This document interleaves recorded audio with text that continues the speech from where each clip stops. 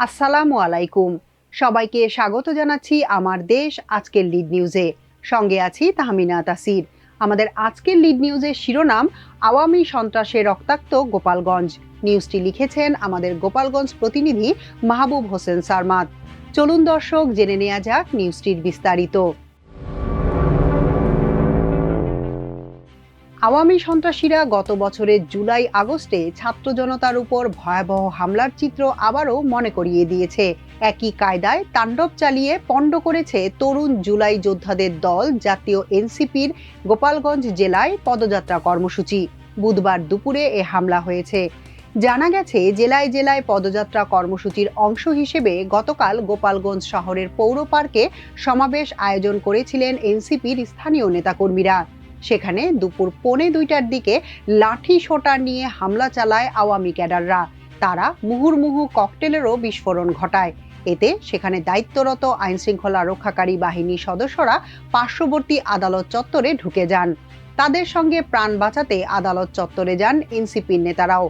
খবর পেয়ে police super Mizanur Rahman অতিরিক্ত পুলিশ নিয়ে ঘটনাস্থলে উপস্থিত হয়ে প্রতিরোধের নির্দেশ দেন।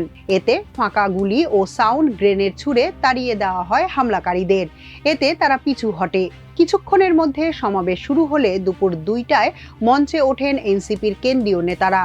তাদের মধ্যে ছিলেন দলটির আহ্বায়ক নাহিদ ইসলাম, সদস্য সচিব আখতার হোসেন, দক্ষিণাঞ্চলের মুখ্য সংগঠক হাসনাত আবদুল্লাহ, উত্তরাঞ্চলের মুখ্য সংগঠক সার্জিস আলম ও যুগ্ম আহ্বায়ক মনিরা শারমিন। এনসিপির পদযাত্রা ও সমাবেশ স্থলে দফায় দফায় হামলার পর আইনশৃঙ্খলা রক্ষাকারী বাহিনীর সঙ্গে সংঘর্ষে লিপ্ত হয় আওয়ামী সন্ত্রাসীরা। তাদের মধ্যে 4 হামলাকারী নিহত হয়েছেন এবং আরও 3 জন গুলিবিদ্ধ হয়ে গুরুতর আহত হয়েছে। তাদের অবস্থাও আশঙ্কাজনক বলে জানা গেছে। গতকাল বিকেল 2:45টার দিকে এনসিপির কেন্দ্রীয় নেতারা সমাবেশ শেষে মাদারীপুরে যাওয়ার পথে শহরের লঞ্চঘাট, পৌরসভার সামনে সহ বিভিন্ন স্থানে পুলিশ, এপিবিএন ও সেনাবাহিনীর সঙ্গে আওয়ামী লীগ ও সহযোগী সংগঠনের নেতাকর্মী এবং সমর্থকদের দফায় দফায় সংঘর্ষের সময় এ নিহতের ঘটনা ঘটে।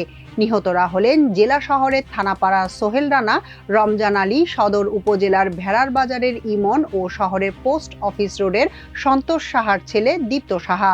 গোপালগঞ্জ 250 শয্যা বিশিষ্ট জেনারেল হাসপাতালের তত্ত্বাবধায়ক জীবিতেশ বিশ্বাস 4 জনের মৃত্যুর তথ্য নিশ্চিত করেছেন। তিনি বলেন, নিহতরা সবাই গুলিবিদ্ধ। প্রত্যক্ষদর্শীরা জানান, সমাবেশ শেষে এনসিপি নেতারা মাদারীপুরের উদ্দেশ্যে রওনা হয়ে 200 মিটার দূরে লঞ্চঘাট এলাকায় যান। তাদের সামনে নিরাপত্তা দিচ্ছিলেন পুলিশ, র্যাব ও সেনাবাহিনীর সদস্যরা। তাদের সবার পথ রোধ করেন আওয়ামী লীগ ও সহযোগী সংগঠনের ক্যাডাররা। এ সময় দেশীয় নানা অস্ত্র দিয়ে হামলা চালায় তারা। ছড়ে এলোপাথারি ইট পাটকেল। পুলিশ, র্যাব ও সেনাবাহিনী পাল্টা হামলা চালালে সংঘর্ষ বেঁধে যায়। পুলিশ ও সেনাবাহিনীর সদস্যরা সাউন্ড গ্রেনেড ও ফাঁকা গুলি ছুড়ে পরিস্থিতি নিয়ন্ত্রণের চেষ্টা করেন। এনসিপি নেতাকর্মীরা গাড়ি ঘুরিয়ে ঘটনাস্থল ত্যাগ করে পুলিশ সুপারের কার্যালয়ে ঢুকে সেখানে আশ্রয় নেন। এ খবর পেয়ে হামলাকারীরা সেখানেও দফায় দফায় হামলা চালান এবং বিভিন্ন স্থাপনায় অগ্নিসংযোগ করেন। এ সময় গুলি, ককটেল, সাউন্ড গ্রেনেডের শব্দে প্রকম্পিত হয় গোটা গোপালগঞ্জ শহর। কাঁদানে গ্যাসের সাদা ধোঁয়ায় অন্ধকার হয়ে যায় চারপাশ। স্থানীয় এনসিপি নেতাকর্মীরা জানান, সমাবেশস্থলের চেয়ার সহ অন্যান্য সরঞ্জাম রাস্তায় নিয়ে পুড়িয়ে দিয়েছে সন্ত্রাসীরা। ঘটনাস্থলে প্রচুর গোলাগুলি হয়েছে। সমাবেশ এলাকা সহ শহরের মূল সড়কের বিভিন্ন স্থানে আগুন দেয়া হয়।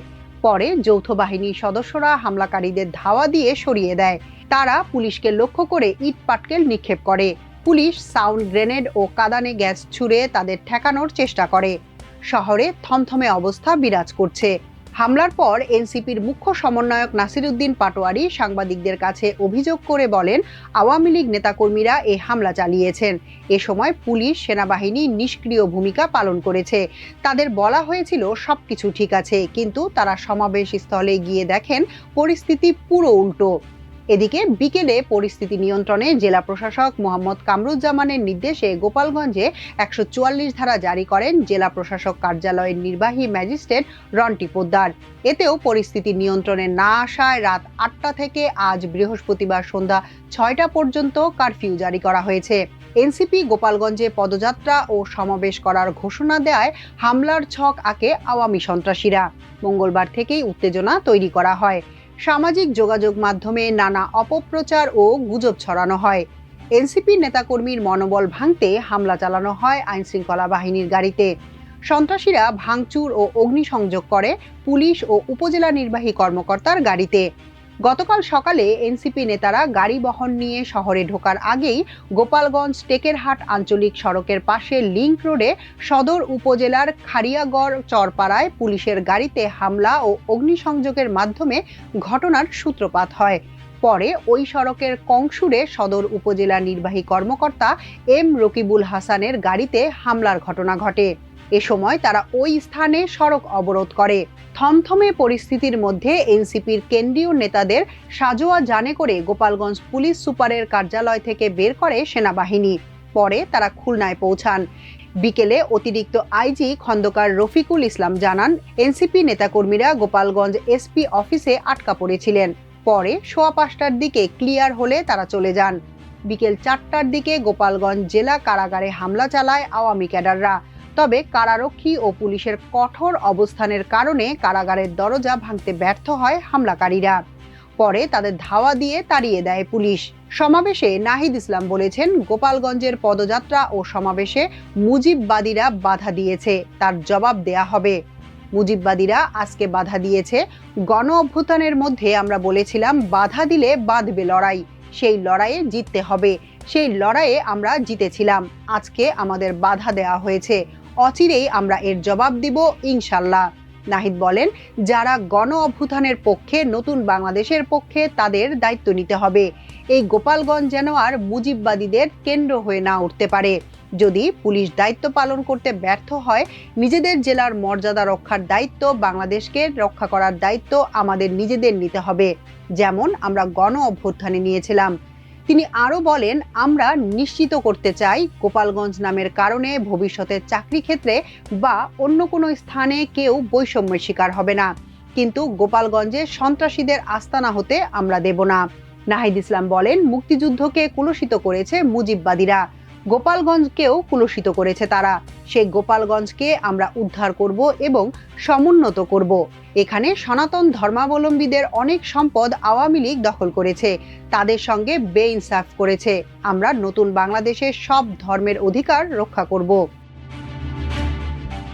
এখনকার মতো এ পর্যন্তই। সবাই ভালো থাকুন, সুস্থ থাকুন, থাকুন আমার দেশের সঙ্গে। চ্যানেলটি ভালো লাগলে সাবস্ক্রাইব করুন। আল্লাহ হাফেজ।